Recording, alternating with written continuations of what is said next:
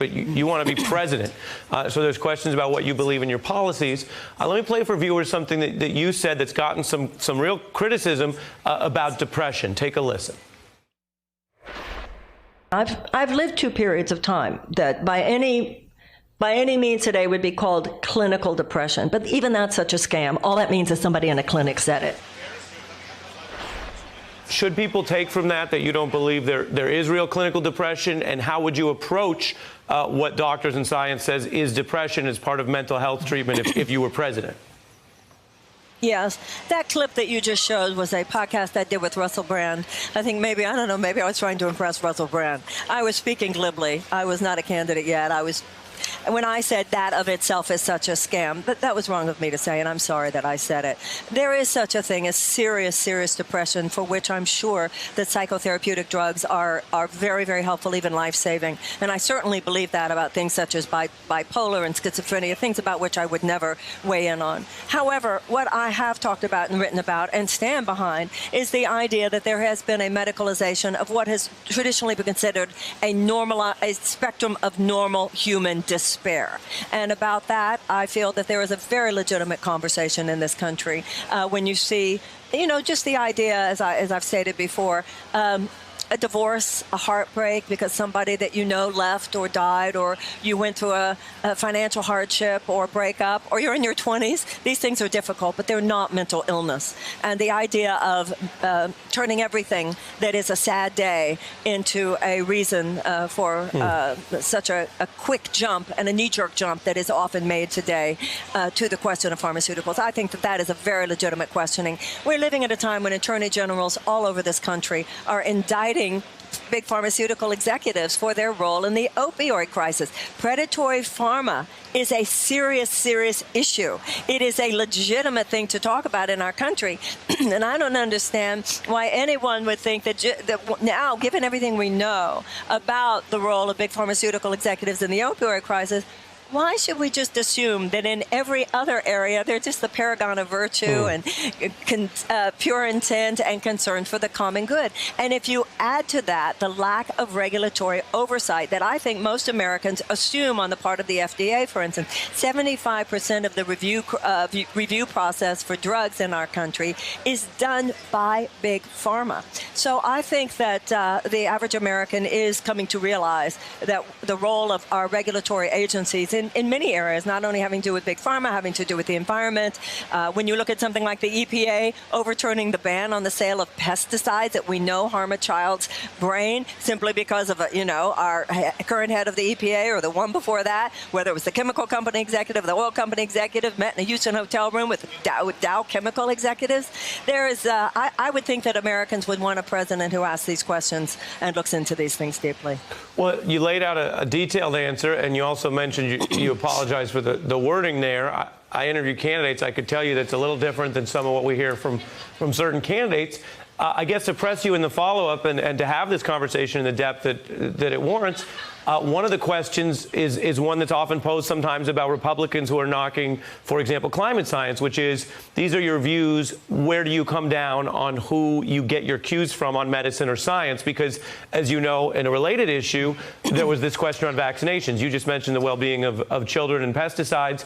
You had cast skepticism on vaccinations. I wonder if you could better explain to us where you come down on that, given the science and the concern that vaccinations do work and people need them to keep these communities safe. Well, once again, I think it's an overstatement to say that I cast skepticism on vaccinations. On the issue of vaccinations, I'm pro-vaccination, I'm pro-medicine, I'm pro-science. On all of these issues, what I'm bringing up that I think is very legitimate and should not be derided and should not be marginalized, particularly in a free society, is questions about the role of predatory big pharma. Well, I'm going to jump in and then let you respond, obviously, but just so my viewers are keeping up with us, I'll read a little bit of what you said since you're talking about the depiction, and then I'll hand it back to you. The quote here was, it's different. It's no different than the abortion debate. The U.S. government doesn't tell a citizen in my book what they have to do with their body or their child. Vaccine mandates were, in your view at the time, quote, draconian and Orwellian. I hand it back to you. Well, the issue of draconian and Orwellian, this is the issue. When I was a child, we took far fewer vaccines. and there was much less bungling, and there was much less chronic illness. I don't know why. You know, this is not a topic that I have consciously chosen to. This is not some big topic for me, but I have to tell you, but do you think vaccinations are contributing to things being worse now? Is that what you're suggesting? No.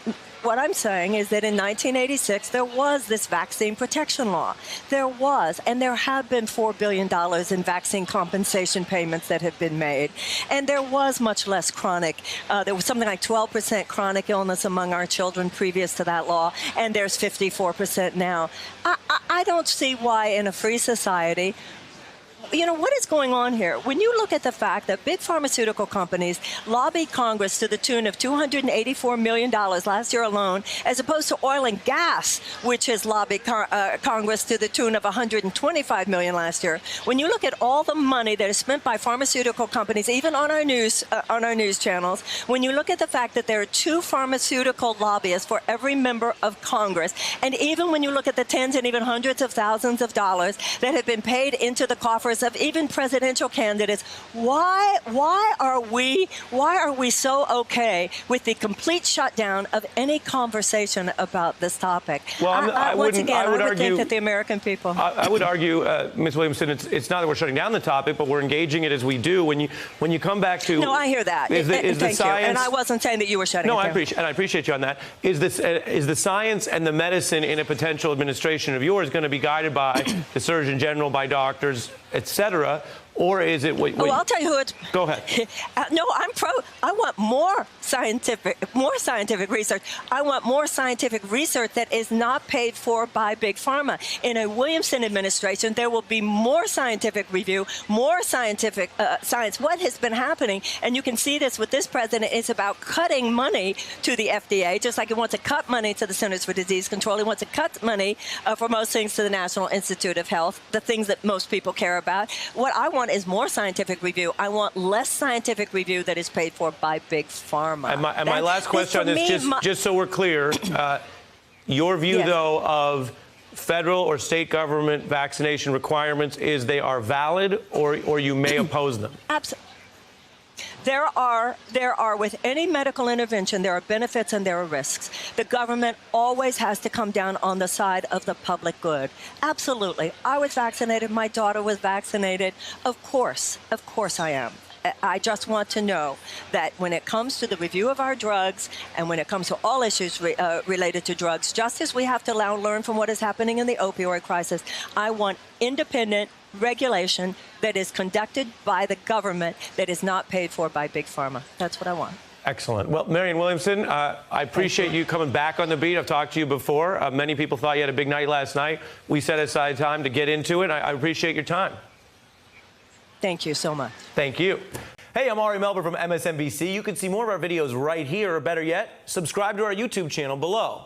You could have been anywhere in the world, but you're here with us, and we appreciate that.